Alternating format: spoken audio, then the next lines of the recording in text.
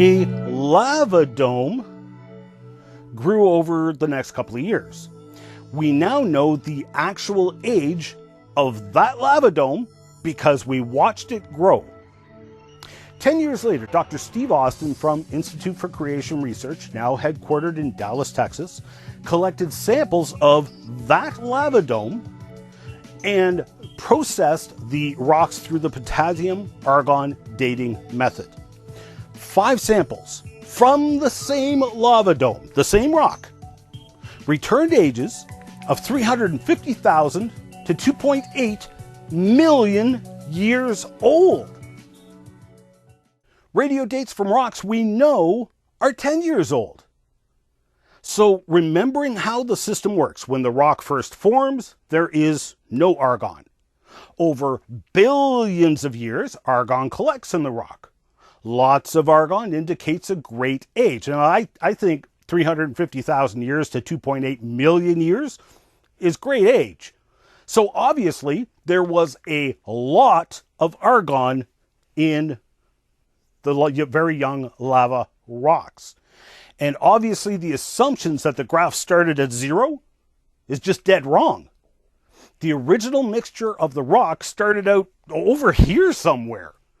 So now that you guys are experts in potassium-argon dating, you can analyze for yourself the response of Dr. Kevin Henke from the No Answers in Genesis website.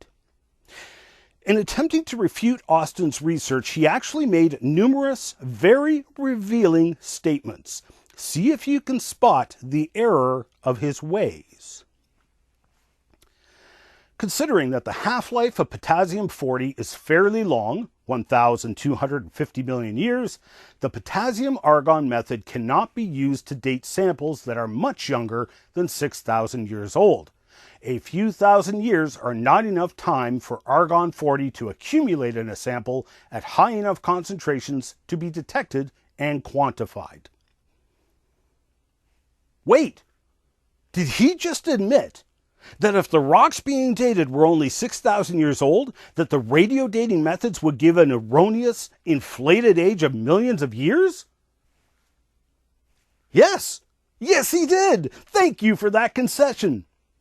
So not only will the advocates of deep time and radio dating methods reject their own radio dating methods when it doesn't fit their theories, they even tacitly admit that if the rocks really are only a few thousand years old, as the young Earth creationists claim, that the radio dating methods will return false readings on the rocks of millions of years. Furthermore, I am bewildered as to why Dr. Henke would write this. Notice that he was attempting to refute Austin by saying that the rocks were too young and that the amount of argon will be so small as to not even be detectable.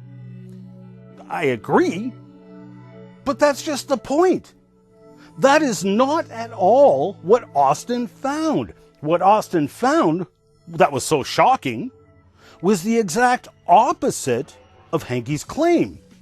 There was huge volumes of argon in the rock samples, giving a false age, literally millions of years on rocks that we know historically were actually only 10 years old.